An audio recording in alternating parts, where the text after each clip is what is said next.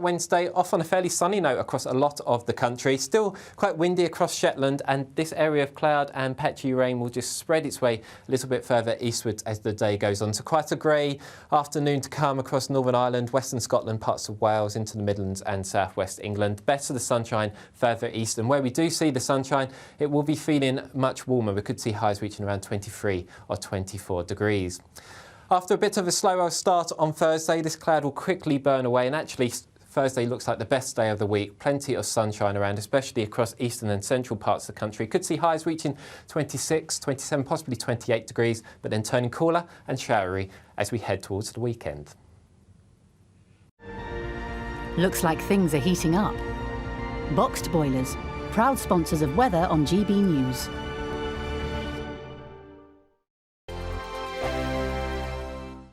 What you get for breakfast is something that, if we do our jobs right, you will wake up to news that you didn't know the night before. It's a conversation. It's not just me and Eamon. We want to get to know you, and we want you to get to know us. From 6, it's Breakfast with Eamon and Isabel. Monday to Thursdays on GB News, Britain's news channel. Westminster is going around in ever-decreasing circles, followed by the media. Britain is broken. How on earth did we get into this mess? But more importantly, how do we get out of it? Join me at 7 p.m, Mondays to Thursdays on Farage, here on GB News. We will have open, rational debate. We've got to work out how Britain moves forward from this. Join us here on GB News, the People's Channel. Britain is watching. When the news happens, it happens here. And really important breaking news. Breaking news this morning. On TV, radio and online, the news starts here on Britain's Newsroom. All the biggest stories and the answers that you need from across the UK and beyond. Join Britain's Newsroom from 9:30 on GB News. The People's Channel, Britain's news channel.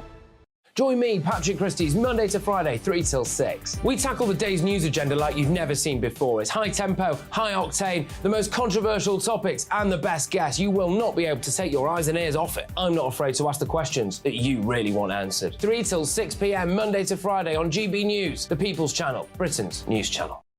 People in Britain, they love free speech, but they also love fair play. I don't care if I'm speaking somebody from a trade union, from the Labour Party, somebody from the SNP. And I think the viewers like to see that actually we can challenge one another, but in a positive way. We think we ask the questions that people want to ask, and often we ask the questions that we wanted to ask in Parliament but never got the chance to ask. So join us every Saturday, 10 a.m. till noon on GB News, Britain's news channel. Hi, I'm Dan Wootton. You can watch me live on GB News Monday to Thursday from 9 p.m. And did you know that you can also watch and listen live on our website, gbnews.com. You'll always be up to date on the latest breaking news, as well as enjoying the best stories, opinions and shows. You can even join the debate under our live player as you're watching. So head straight to gbnews.com on TV, radio and online. GB News, Britain's news channel. It's all about family, being in people's living rooms, all the interaction and getting to know who our viewers and listeners are. When I was young, my dad used to say, Nana, stop arguing. I wanted an outlet that would enable me to give my opinion. People are going through a really hard time right now, and I know that you don't feel like you're being listened to by the establishment. I came to GB News because it's the People's Channel, and I want the audience to have their say on the events of the day. We're dynamic. We do something different. Democracy shows that the wisdom of the nation is in its people. I get to travel to find out what the story is from a personal perspective. The British people aren't fools. We know when we're not being told the full story. We've got to work out how Britain moves forward from this. It's the best country in the world. The establishment had their chance. Now we're here to represent your views. Britain's watching.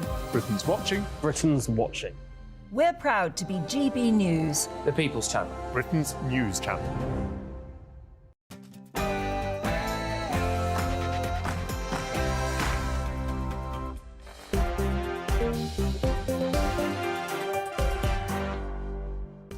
Hello there, it's 6 o'clock and I'm Michelle Dewberry. Now, Bibby Stockholm, 50 people expected on board. Only, though, about 15 people made it. Why? Of course, because lawyers got involved, and now they have been told, these people, it's Bibby or bust. If you don't accept the accommodation offered, tough luck. And there, your support from the government will cease. Do you agree with that? Lee Anderson, meanwhile, he says to these people, if you don't like the badge, you can F off to France. His words, not mine. He has been massively criticised for that statement, but do you agree with him? And Liz Truss, remember her, Prime Minister, for about 40-odd days? Well, her honours list is under the spotlight. Apparently, there's about 14 people on it. A couple of people have actually said they don't want to be considered by her. Should there even be a list from Liz Truss in the first place? And yesterday, I was desperate to talk to you about cash. We didn't manage it because we ran out of time. So tonight, we definitely will. Because if you ask me, we have examples now of we are now charged extra to pay by cash. Absolute disgrace, if you ask me, and absolutely proof that there is a war on cash in this country. Why? What do you make to that? Am I just being a dinosaur and I have to accept the future? Or is there something a little bit more sinister at play? And the NHS, we know, don't we? It is an absolute shambles right now. 7 million there or thereabouts on the waiting list. And now the boss of a top health insurance company saying, I quote, that the failure presents a business opportunity. What do you make to that? Is it basic business common sense, or do you firmly disagree with it? We'll have it all to come. Fascinating, by the way, because I've got a Lord on my show tonight, and he also was quite pivotal when it came to removing the ability to pay cash on public transport. So I can't wait to get into the topics with him, but before we do it, let's get tonight's latest headlines with Polly Middlehurst.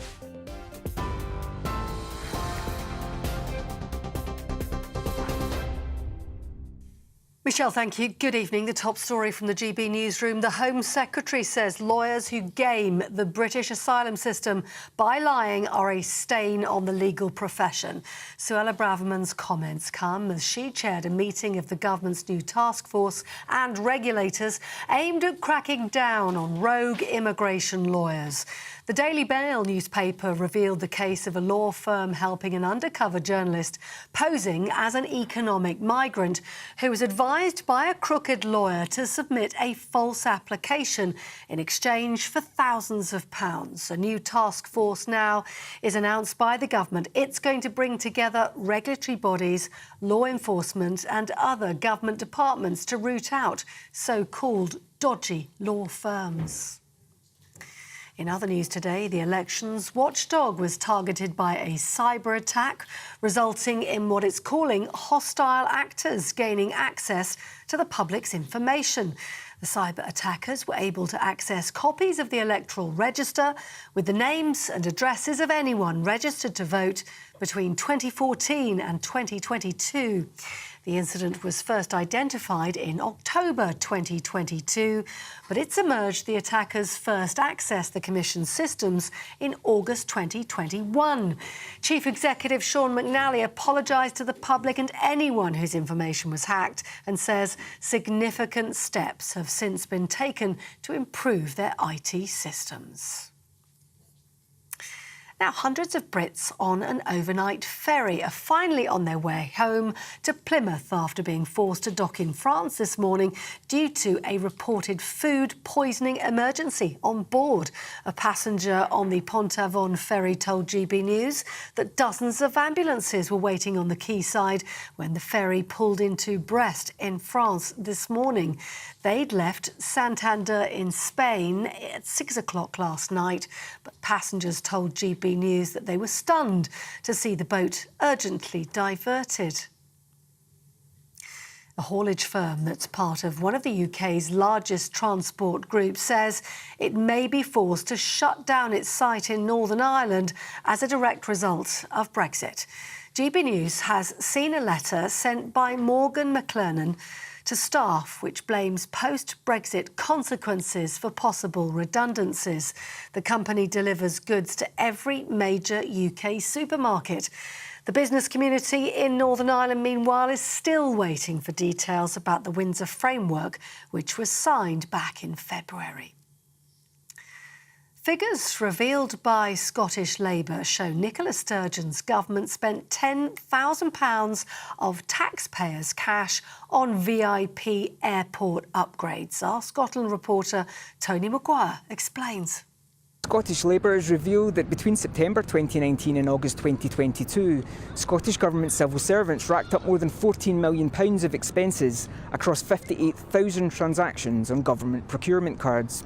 Big ticket items include £10,000 of VIP airport services for the former First Minister, as well as a £4,000 stay at the five-star Gleneagles Hotel in Perthshire. At the other end of the scale, some items included nail polish, a home karaoke machine, and 6 copies of the former First Minister's own book of speeches. The Scottish Government says that it is committed to delivering the best value for money for the Scottish taxpayer, and that these cards are in no way used for personal expenditure. Tony Maguire there. Now, the jury in the murder trial of nurse Lucy Letby has been instructed to deliver majority verdicts. The 7 women and 4 men were told by Mr Justice Goss that he would accept verdicts on which at least 10 of them were agreed. Letby's accused of murdering 7 babies and attempting to murder 10 others at the Countess of Chester Hospital's neonatal unit. A man who was stabbed this morning in the arm near the British Museum in London had just been waiting in the queue to get in. Police have arrested a male on suspicion of causing grievous bodily harm. An American tourist described how she was about to get in the queue at the museum when she was told to leave immediately by police. The building was evacuated and the area cordoned off while police attended the scene. The matter is not being treated as terror-related. The museum has since reopened. And finally, people have lined the Irish seafront in County Wicklow to say their final goodbyes to the singer Sinead O'Connor. The 56-year-old Grammy Award-winning artist was found unresponsive when police were called to her London home last month. The funeral procession travelled along the Bray seafront in and past her former home in Montebello, where she lived for 15 years. Tributes flooded onto social media upon news of the singer's death, including messages from Russell Crowe, Annie Lennox and Cyndi Lauper. You're with GB News across the UK on TV, in your car, on your digital radio and on your smart speaker by saying play GB News. Back now to Michelle Dewberry.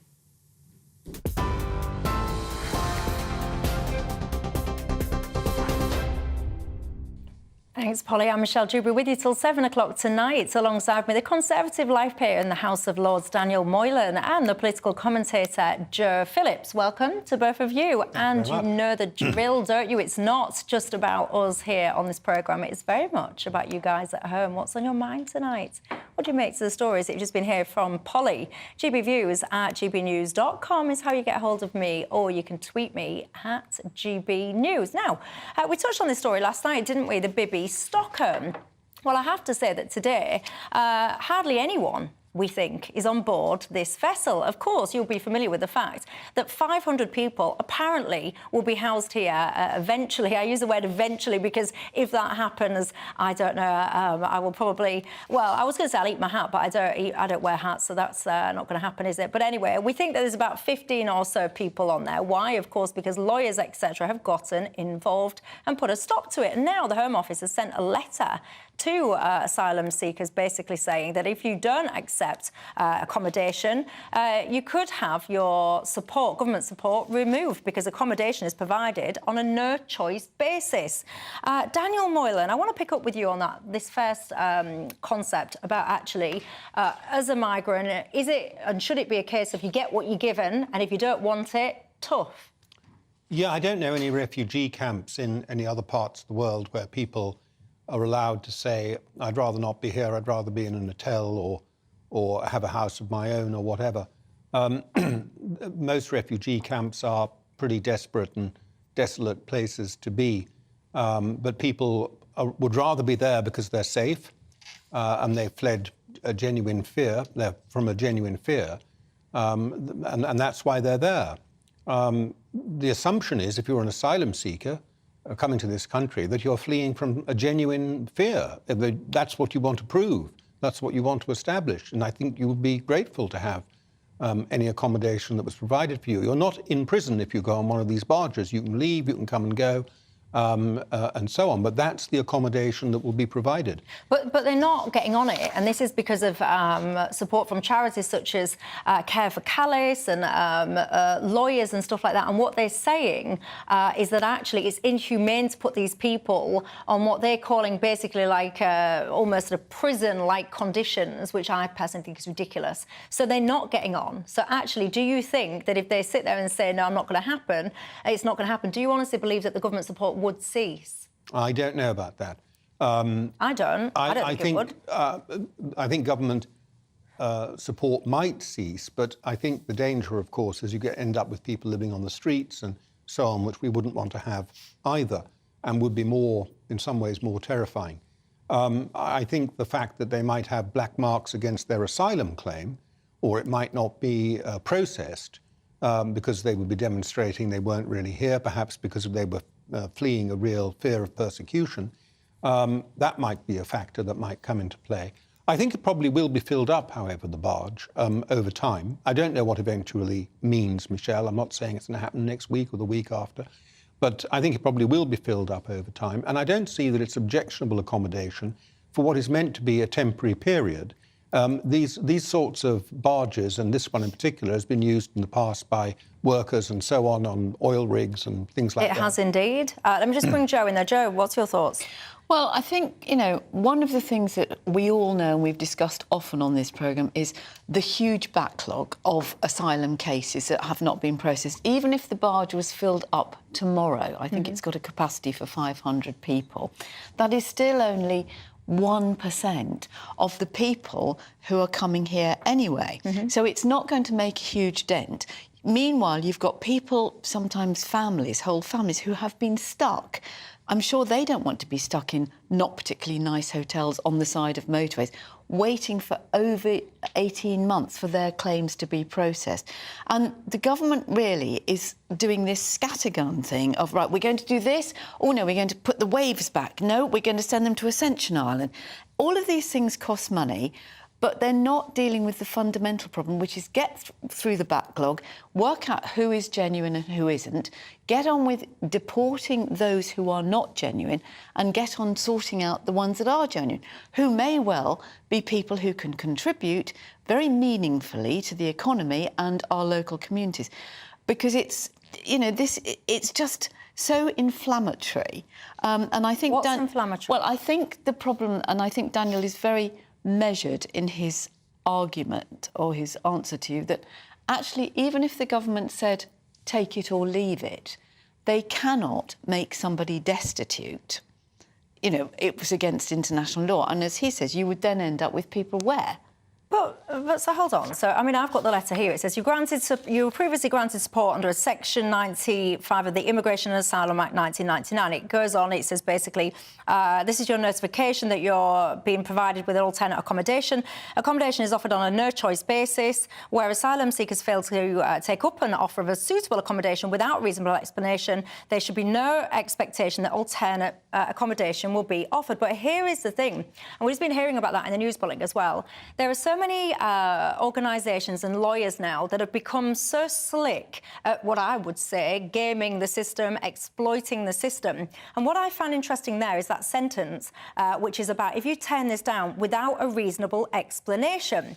And there, for me, is a massive glaring loophole, because when you look, for example, one of the chief execs that's fighting this, one of the charities that are fighting this, is saying, and I think this is ridiculous, I think this is quite inflammatory, really. It's saying these individuals are effectively kept away from sunlight and daylight, other than what comes through pretty limited windows. So, in effect, it's close to being a detention facility for many who already would have been in detention facilities. I find that quite inflammatory, because, no, you're not going to be kept away from sunlight and daylight because all you've got is a window. Well, welcome to the real world. Most people in their house, they have windows. That is how we live, in a box with windows. These people can go outside. They've got outside courtyards. They've got these shuttle bus services. If you can't be bothered to get on your bus or you miss your bus, you get free taxis back. So I find that quite inflammatory. No, and I think that's part of the problem, Michelle, that the whole argument has become so inflamed. I mean, if you make a law or you make a statement that any lawyer can drive a coach and horses through, then you yourself, in other words, the Home Office. In fact, there was a very interesting discussion on Patrick's programme just before we came on air with a couple of barristers. You know, if a law is not properly made, if the Home Office is not dealing with things and creating a robust enough case, then they've only got themselves to blame. And there is no doubt that there are probably some dodgy people out there who are trying to, as you say, game the system and make money out of people who've already spent thousands on getting here in illegal boats.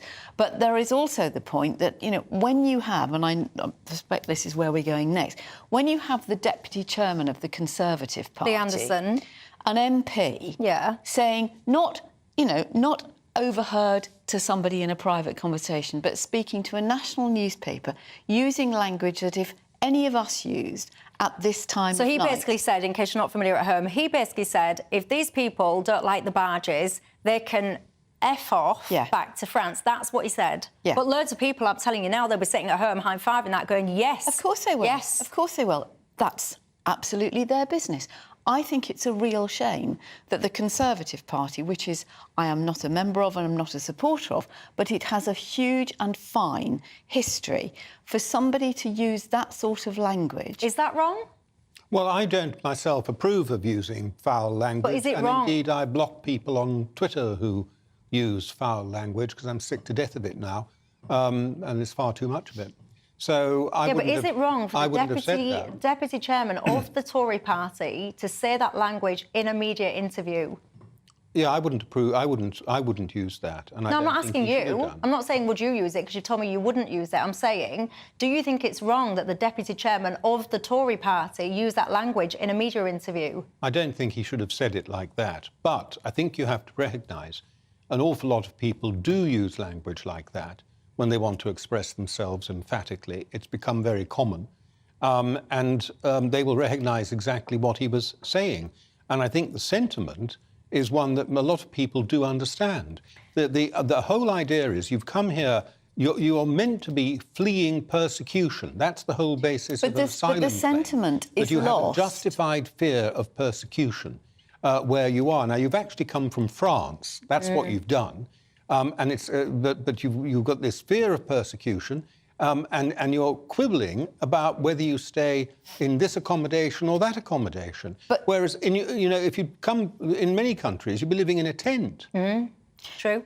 I just think it would have been helpful if the Prime Minister's or Number 10 spokesman or the Justice Secretary, Alex Chalk, had the decency to say, that's not the language that we would have used, because I think there will be a lot of people out there who perhaps might be, that whilst one's at high-fiving, it becomes very difficult then, doesn't it, for teachers, for people in shops... Come on. When you say the language, not on this topic, that's come out of senior Labour Party peers, people talking about scum and all sorts about Tory scum and stuff like that, please do not lecture us about poor language and its effect on children and schools. Angela Rayner made that comment, the deputy leader of the Labour Party. She's not the only one. She may not be the only one, but that's the one that most people will know about. But that was not in a media interview. The point about Lee Anderson is that he said it knowing full well... She knew full well what she was saying. Well, she may well have done, but it was a private thing. I mean, and somewhere in the bottom of this, we seem to have forgotten that the people that we're talking about are actually human beings. They're not there as cannon fodder between left and right. No. Well, Alan says, thank goodness for a straight-talking politician. Lee Anderson simply reflects what a sizable majority of the country thinks. Yes, Alan, he does. But the question is it appropriate language for such a senior politician to actually use? Is that appropriate? Have you got children, grandkids, for example? If you heard them swear, do you pull them up these days? Is swearing still the kind of thing that it used to be? I think that's an interesting question, because these days so many people do swear like troopers, don't they? Do you think it's still the right thing to do, the wrong thing to do? Is it appropriate for the deputy chairman of the Tories to use that language? Yes, we connect with it. Yes, we resonate with it. Yes, many people might agree. But in that position, in that context, to the media, appropriate or not? You tell me. gbviews@gbnews.com is how you get hold of me. Well, What you get for breakfast is something that, if we do our jobs right, you will wake up to news that you didn't know the night before. It's a conversation. It's not just me and Eamon. We want to get to know you, and we want you to get to know us. From 6, it's Breakfast with Eamon and Isabel. Monday to Thursdays on GB News, Britain's news channel.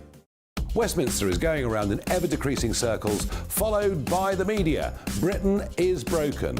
How on earth did we get into this mess? But more importantly, how do we get out of it?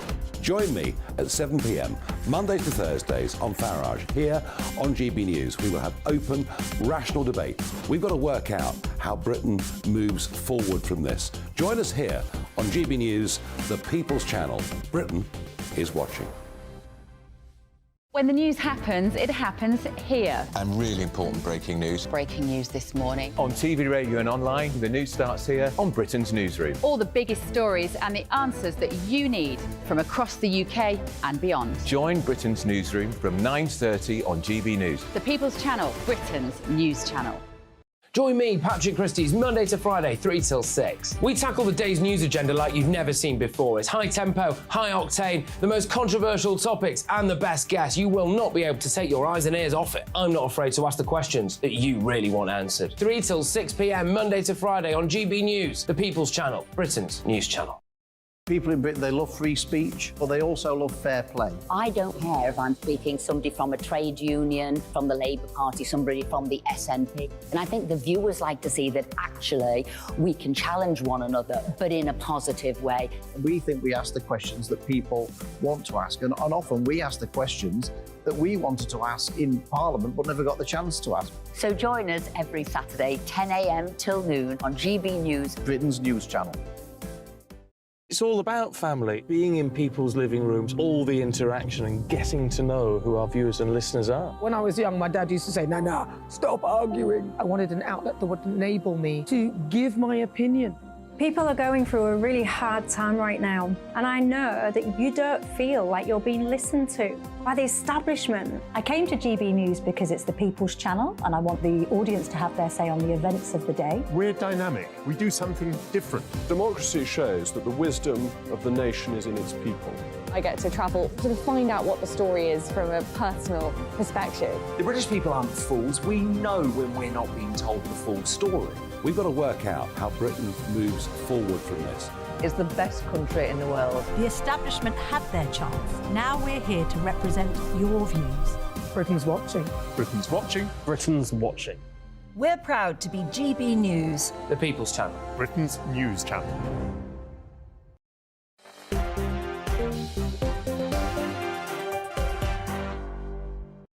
Hello there, Michelle Dewberry till 7 o'clock, the Conservative live here in the House of Lords, Daniel Moylan, alongside me, as is the political commentator, Joe Phillips.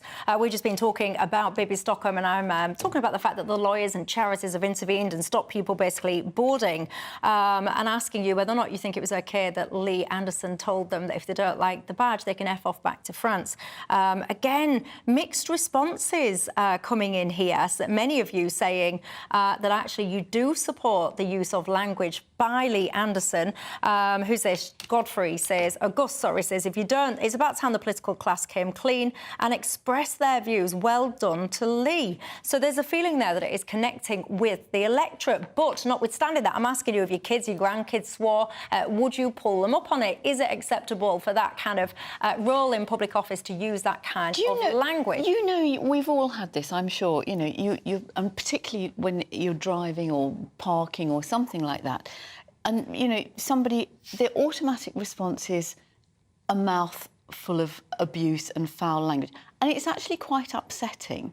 And it can... But you see, I think it might be upsetting depending on the weight that you put onto swearing. So I swear like a trooper. Yes, I accept it's not classy. I shouldn't admit it as a lady, but I do. I don't know if it's my... Well, so, I don't know what it is, no, but I swear. I do as well. But I wouldn't say to you... So let's suppose, you know, you and I are having a argy-bargy about, I don't know, a parking space or something. Yeah. You wouldn't well, we can't use the language, but I can't swear on air. No, but I have been called, as I'm sure you have, and I'm sure Daniel has, the most appalling thing. But does it bother you? Yes, it does. I find it deeply upsetting. Yeah, see, I don't care if people swear at me. It doesn't really bother me. I find it particularly upsetting when it comes from young men, and I think when it is deeply offensive and sexual, I find it very threatening and very unpleasant. Do you? Yeah.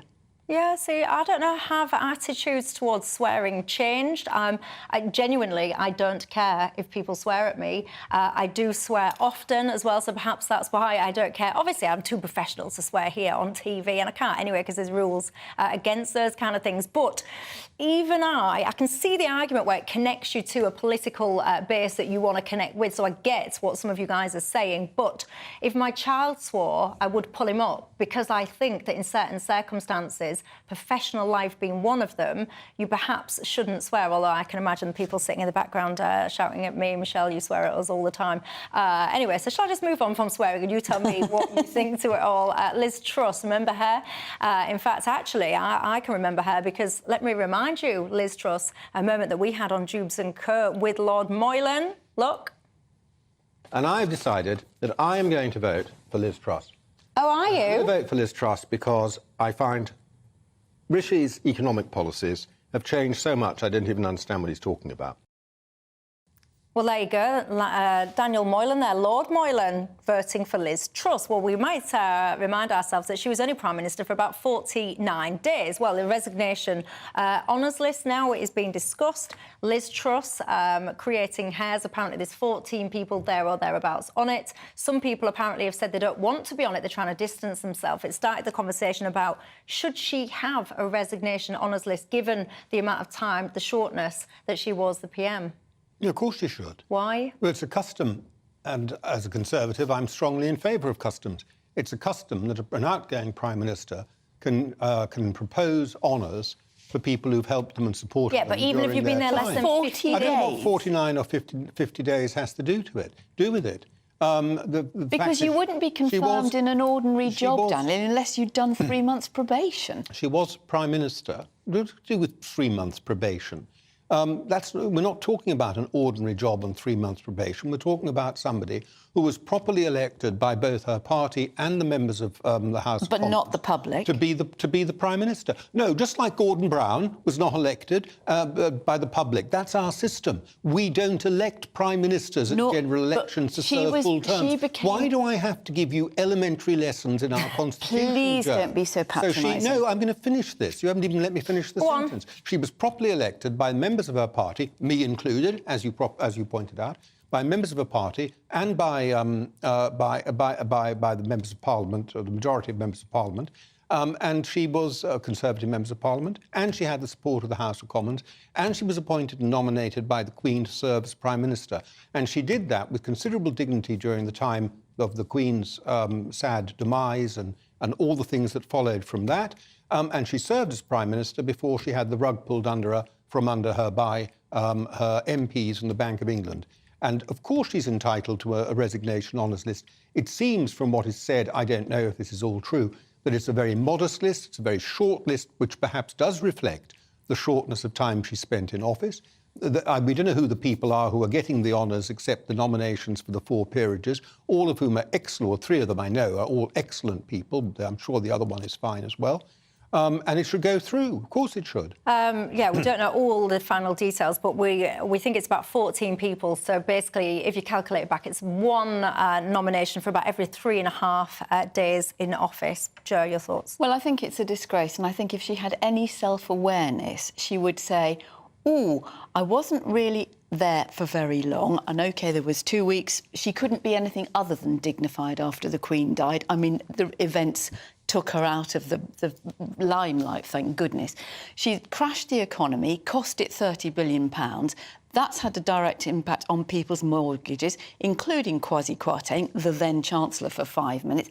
Anybody with any self-awareness would have said, I don't think I should do this. And I think after the debacle over Boris Johnson's honours list, he was He was forced to resign in disgrace by his peers in the House of Commons. He chose to resign rather than fight the election in Uxbridge. He left with a cloud over his head to go and make an absolute fortune writing for a national newspaper. He shouldn't have had the honours.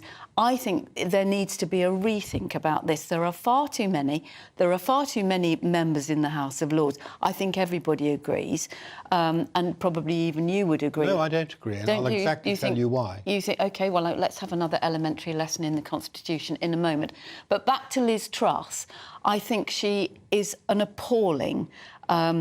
I remember you calling her a Barbie doll. I know, and you and Alex Dean didn't understand what I was saying, and the point that I was... No, I understood what you were saying, but you thought I thought it was wrong. No, but you thought I was being sexist. Well, you were. No, I wasn't. You were talking about posing on dresses on Instagram, and you said she was like a Barbie doll. No, my point was that just like Barbie popping up in a different location with a different outfit, there was Liz Truss as Foreign Secretary doing exactly that.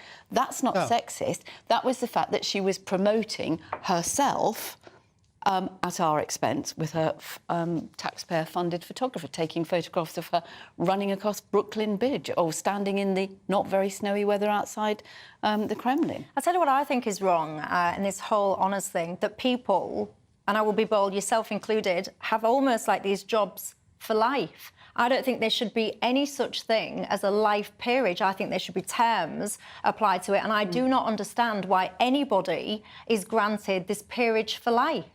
What am I missing? Yeah, well, you could say that, and there's obviously an argument in favour of that. You can make that point, it's a perfectly fair point. But then you get into the whole question, the much bigger question of what sort of reform.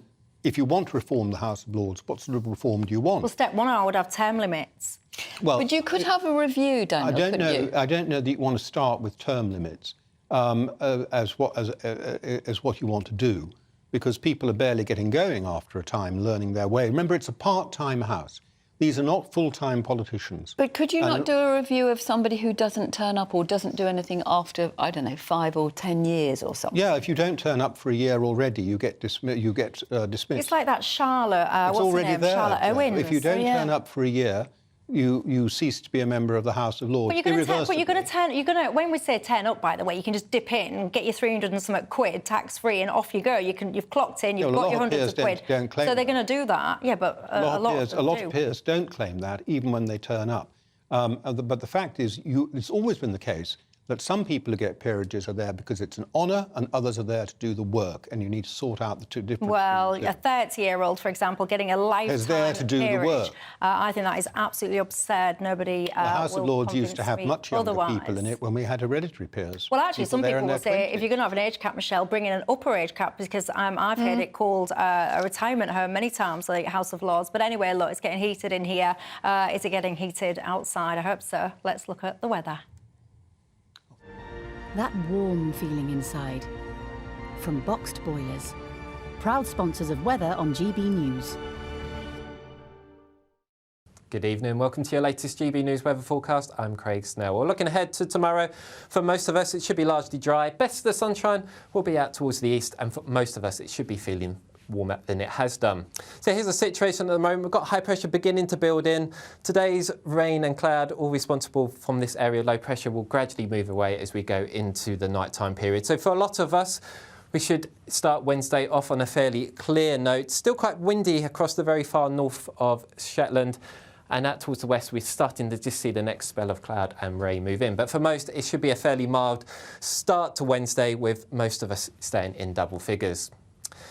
So plenty of sunshine initially across the UK, but this cloud and outbreaks of rain will spread its way a little bit further eastwards as we go through the course of the day. So I think come the afternoon, rather grey skies for Northern Ireland, parts of Western Scotland, down into Wales, southwest England, and eventually into the Midlands too. So the best of sunshine really will be out towards the east, eastern Scotland, southeast England, probably seeing the lion's share, and in the southeast feeling much warmer, highs reaching 24 degrees.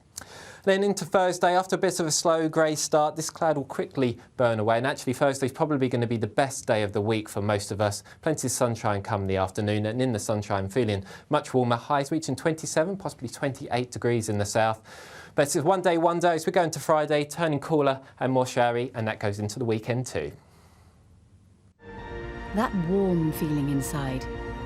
From Boxed Boilers, proud sponsors of weather on GB News. Well, that was the weather. Did you like what you saw there? Is it going to be hot anytime soon where you're living? Now, I'll settle for lukewarm, frankly. Well, there is global boiling, apparently, on its way, if you believe that. Anyway, I don't. But I want to talk to you about cash next. I was saying I want to be able to pay by cash, and I do not want to have to pay a more expensive charge for having what I would say, the basic right, not a luxury, of using cash. I'm asking, am I a dinosaur? One of my viewers has just been in touch with me and said, it's not old-fashioned to be wanting to use cash. You're not a dinosaur, but if you were, you'd be a Dewbasaurus. I quite like that. So let's Dewbasaurus it up and talk cash next, shall we? The Live Desk with me, Mark Longhurst. And me, Pip Thompson. It's here Monday to Friday on GB News. From midday, we'll bring you the news as it breaks, whenever it's happening and wherever it's happening, from across the UK and around the world. Refreshing, feisty, but with a bit of fun too. If it matters to you, we'll have it covered on TV, radio and online. Join the Live Desk on GB News, the People's Channel, Britain's news channel. So Dewbs and Co, we tackle the issues of the day with real robust debate, both sides of the fence, battling it out with me in the middle with my forthright opinions and views. And often really interesting things happen because you start with a position and then by the end of the debate you find actually, well, I might not have thought about that one. What we need in this country is 2 new political parties. You should maybe think about doing a 2024 calendar. I'm Michelle Dewberry and I'm keeping you company right through until 7 o'clock this evening. GB News, the People's Channel, Britain's watching. Monday to Thursday, 9 p.m. till 11 p.m. Join me, Dan Wootton. I'll bring you the sharpest takes and hottest debates. Do you not believe in prison? I don't believe in prison. I'm completely stunned. I guarantee you there'll be no spin, no bias, no censorship. I actually was personally quite offended by it. And no reason to go to bed. So I guess they've always been quite woke. That's Dan Wootton tonight on TV, radio and online. Monday to Thursday from 9 p.m. till 11 p.m. on GB News. The People's Channel, Britain's news channel. In a world of dull and predictable radio and TV shows. Oh, hi. On Mark Dolan tonight, we've got big guests. We drill into the big stories of the day. The show adds up to a brilliant listening and viewing experience. Mark Dolan Tonight is the most entertaining current affairs show ever, and that's a fact. That's Mark Dolan Tonight, Friday, Saturday and Sunday from 9. Only on GB News, Britain's news channel. Like all families, we have arguments every now and then, but actually we agree on what the mission of GB News is, and that's the most fundamentally important thing. GB News provides the kind of platform that lets all voices be heard. We don't hold back. We're free to say what we really think. Just because some people who live in a tiny little Westminster bubble think that their particular story is important, that's not the most important story for me. And often there will be difficult stories, stories that you won't find on the establishment media. Because what people think in the north of England may be very different to what they're thinking in the home counties. We're going to carry on telling the world what life is really like for households up and down the UK. We love to be in your car, in your kitchen as you're having your breakfast. Whatever you're doing, you are part of the show. If it matters to you, it matters to us.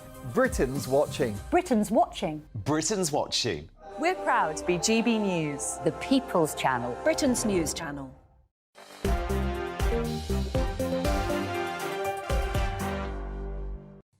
Hello, Michelle Dewberry with you till 7 o'clock tonight. Daniel Moylan and Joe Phillips still alongside me. John Leeds says, well, I can't tell you what he says because I'm not allowed to say it before tea time, but he sent me a swear word and he says, I'm just testing to see if you do actually read all of these emails. Well, yes, I do. I passed the test, but I can't read it out at this time of night.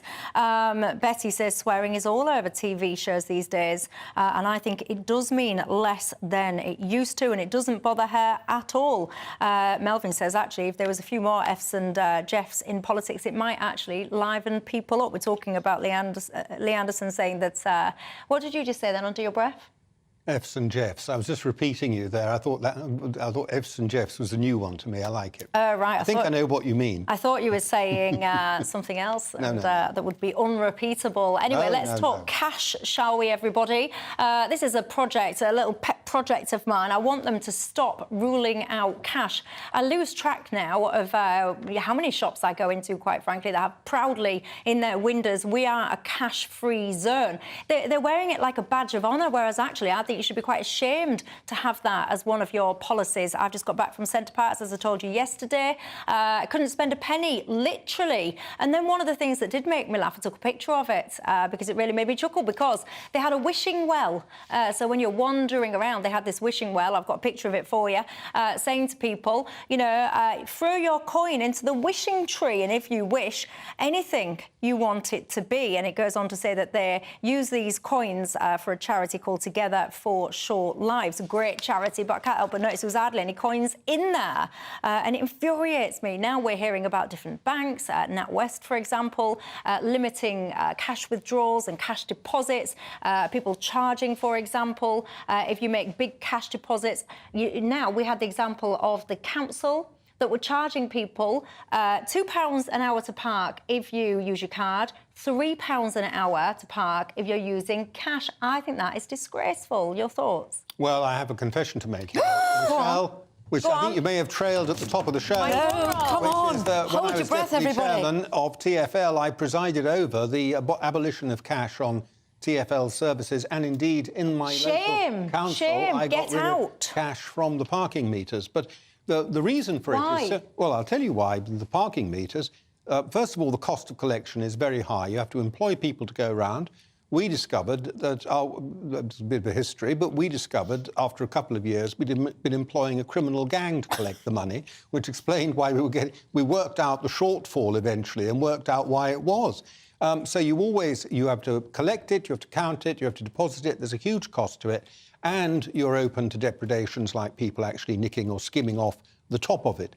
And that's why our council got rid of it for parking meters. And TfL, very similarly, the cost of collection on an Oyster card is about 1%. With cash, they worked out it was close to 14%. That's money that could be going into services, running tubes and running buses, which is going out the window. So there's a logic for doing it. But I agree with people. That mainly relates to coins. I agree with people. I wouldn't mind if coins were abolished, and in fact, they don't mean very much nowadays, most coins. But I agree with people that there is a very serious issue here about getting rid of cash altogether. First of all, because it impacts people who aren't wired up and who aren't capable of using the internet and things like that. And of course, it's not just when you pay a bus, it's when you buy online and stuff like that. And secondly, because there is this great threat of control. That people, when all of your transactions are run through a bank, and especially if the central bank takes it all over, which they're threatening to do, so there'll be one bank in the country and everything would have to go through it. If you start doing that, then you end up with the possibility of the sort of control you're seeing in China, where if you don't behave nicely, they actually cut the amount you can spend.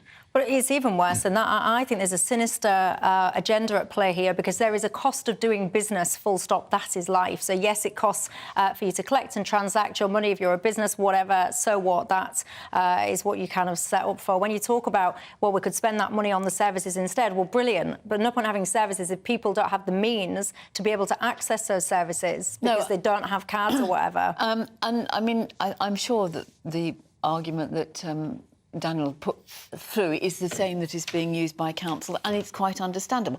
London, I think, is slightly different because it's got a much more integrated transport system. So an Oyster card will get you on buses and tubes and some overground trains and things like that.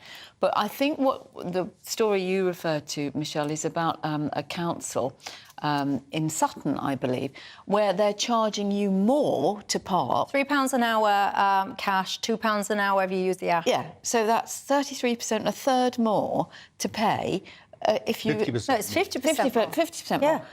Because thank God I'm not running a council and working out the books. I'd have been giving it away to gangs to do the parking meters.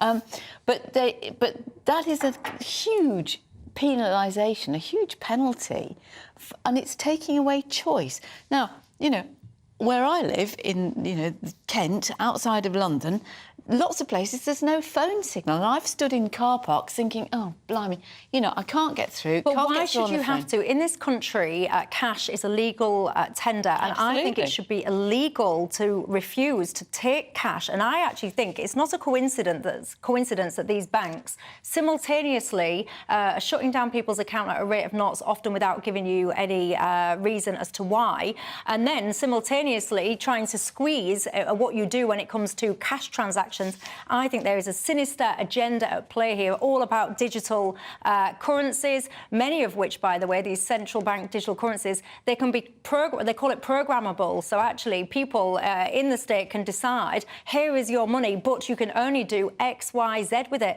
You've got to all stand up, if you ask me. We've got the Don't Kill Cash campaign, as you will be familiar with. But yeah, I would love to see that go further. I would love to see it be illegal to refuse cash in this country. Do you agree with me? Or am I just a dinosaur? I'm sure you will tell me now. Next up, the crisis in the NHS. Not good for us as patients, but very good for business, apparently. The private sector seeing it as a business opportunity. What do you make to them, X? Monday to Thursday nights on GB News. At 6, it's Dewbs & Co. 7 o'clock, Farage. At 8, join Jacob Rees-Mogg. And at 9, Dan Wootton Tonight, followed by headliners on TV, radio and online. This is GB News. Now then, Lee Anderson here. Join me on GB News on my show, The Real World, every Friday at 7 p.m. I'm not eating bloody cat. Are you Delicious. mental? Open your mouth. OK, here comes a train. Reminds me of the scene in Singing in the Rain. Adam, is that a good one? Whoa! Join me at 7 on GB News, Britain's news channel. Join me, Camilla Tominey, on Sunday mornings from 9:30, taking the politicians to task and breaking out of SW1 to see how their decisions are affecting you across the UK. Bursting the Westminster bubble every Sunday morning, only on GB News, the People's Channel. Britain's watching.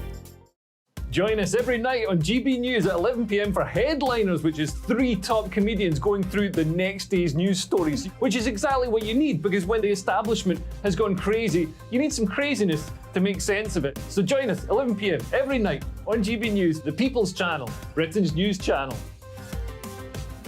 I'm Andrew Doyle. Join me at 7 o'clock every Sunday night for Free Speech Nation, the show where I tackle the week's biggest stories in politics and current affairs with the help of my 2 comedian panellists and a variety of special guests. Free Speech Nation, Sunday nights from 7 on GB News, the People's Channel, Britain's news channel. Every Sunday from 11, join Michael Portillo. There'll be topical discussion, looking at the week before and the week to come. So kick back and relax at 11 a.m. on Sundays on GB News with me, Michael Portillo. GB News, the People's Channel, Britain's news channel. I joined GB News because I was sick and tired of not hearing my views being represented, not just mine, but so many people that I knew and spoke to. I just couldn't get my voice out there. I couldn't say anything. I couldn't do anything. Whatever the narrative was, I kind of had to follow it. GB News is there to provide a voice for those who have been ignored by the establishment media. We think different things, we've got a different style. GB News is here to be optimistic and positive about the future. It's real kind of dynamic and flowing, with the audience very much at the heart of it, like a big family. Here at GB News, we talk about the things that matter to you. Hearing the voices from right across our towns and cities, especially our towns. All sides of the argument represented with a heavy dose of opinion. We're on a mission here to make a difference. And the GB News family really is here for you, and whatever time of day you can watch or listen. Britain's watching. Britain's watching. We're proud to be GB News, the People's Channel, Britain's news channel.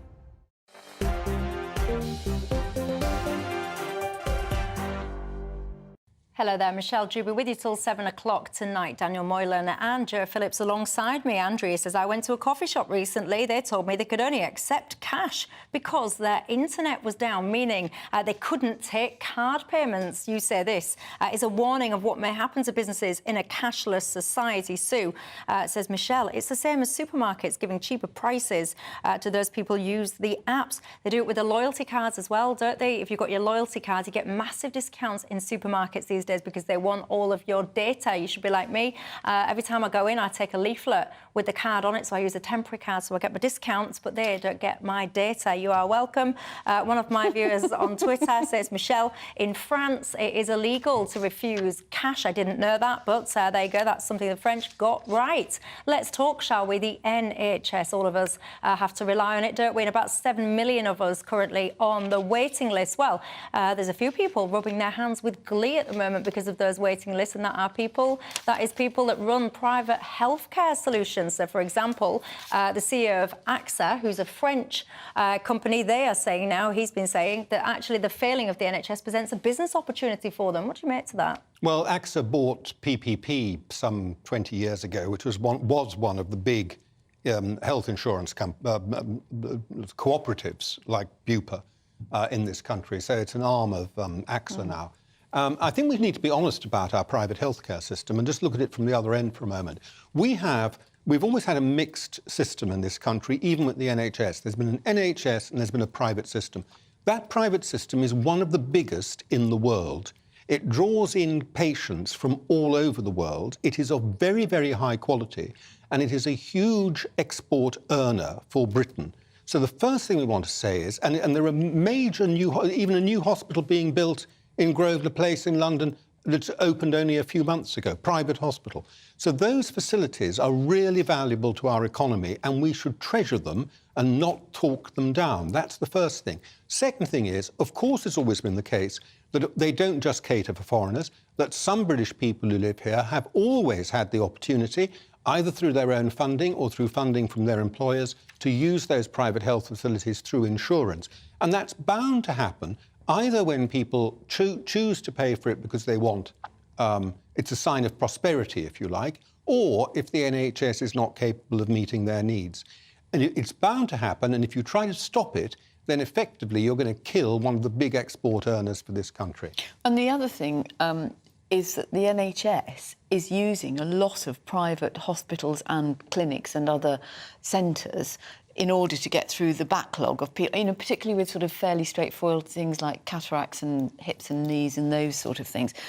So there is an increasing and much more obvious mix, I think, in what's happening in healthcare. And I think Daniel's right, amazingly, that actually we should be more transparent. The problem, I think, is that if you want to go private, you've still got to go through your GP. You can't just pick up the phone and say, right, I want to go, you know. So you're still going to go through that gateway service. And I think, although it's a good business opportunity, people will make money. Look at the people who are making money out of care, Michelle. It's not the carers, the care... No, it's the business owners are making an absolute fortune. Well, sorry, but most care owners who appear on television appear to be making no money at all, as far as I can see. You can't have the story both ways. Most care homes are actually struggling financially because they don't charge what it is they want. Well, they charge, most of them are dependent on the rates payable by local authorities. That's on the ones that are... Well, I can tell you, whatever is causing that, anyone that has a relative in a care home, you will know just how much these kind of sums are that care homes are charging. So I don't know where it's going, but wherever it is, many people, they can't even afford to have that level of care these days, can they? Speaking of healthcare, though, if I may squeeze a little personal matter, private matter in before I end my show, keen viewers of Dewbs & Co might have noticed that I have been away quite a lot recently, here one day, gone the next. So some of you may be familiar with who my partner is. And today he, as I would say, I'm very proud of him, actually. I don't say that often, but I'm very proud of him because he has been sharing a very important message. And I know that lots of you watching this are men, or you will have men that you love in your life. And I just want to play you my partner's message. I'm recovering from cancer. I've had cancer. And I have had some quite significant surgery. But the reasons why I bring it up is because I think it's a very important subject, not because I want to have a kumbaya moment and sit there while everyone holds their hands and, you know, either feel sorry for me or thinks it's a commendable thing that I'm doing by talking about it, but because there is a real issue. If someone hadn't spoken to me about being tested, I had no symptoms of prostate cancer and had no reason to believe that I had any particular challenges, but someone very close to me did have challenges. And so I went off and had a very simple blood test, which men of a certain age, and I don't mean in their 50s or in their 60s, I mean men of an age from 30 upwards, need to be looking at a simple blood test called a PSA test. And from that, it produced results that drove me in a direction from about April, May, into the situation of having some quite significant surgery. But if I hadn't have had this surgery, I wouldn't be here. He wouldn't be here annoying me the way that he does. And I have to say, there's a very serious message there, because we criticise the NHS, we know that there's massive waiting lists, and a lot of people, they sit there and think, I don't want to be a bed, and on the NHS, lots of it is broken. But I implore all of you men, from, whatever age, this isn't an old man's disease. Even if you have no symptoms, I do hope you listen to what Simon had to say then, and I hope that perhaps it inspires a few of you that might not have considered it before to go and get checked. Yes, it's not great. You might say, I don't want, fingers in places. But you know what? Would you rather die of embarrassment or of a preventable disease? Anyway, so good for him. It is just a blood test. Initially, it's a blood test. Yeah, you get your PSA level checked as a blood test, and then you go from there. So if you're watching it, do take the opportunities that are available to us to get ourselves healthy and well. But for now, Joe and Daniel, I've enjoyed your company, and I've enjoyed yours too. Have a fantastic night, and I'll see you tomorrow. Night. The temperature's rising. Boxed Solar, proud sponsors of weather on GB News. Good evening, welcome to your latest GB News weather forecast. I'm Craig Snell. We're looking ahead to tomorrow. For most of us, it should be largely dry. Best of the sunshine will be out towards the east, and for most of us, it should be feeling warmer than it has done. So here's the situation at the moment. We've got high pressure beginning to build in. Today's rain and cloud, all responsible from this area. Low pressure will gradually move away as we go into the nighttime period. So for a lot of us, we should start Wednesday off on a fairly clear note. Still quite windy across the very far north of Shetland. And out towards the west, we're starting to just see the next spell of cloud and rain move in. But for most, it should be a fairly mild start to Wednesday, with most of us staying in double figures. So plenty of sunshine initially across the UK, but this cloud and outbreaks of rain will spread its way a little bit further eastwards as we go through the course of the day. So I think come the afternoon, rather grey skies for Northern Ireland, parts of Western Scotland, down into Wales, southwest England, and eventually into the Midlands too. So the best of sunshine really will be out towards the east, eastern Scotland, southeast England, probably seeing the lion's share, and in the southeast feeling much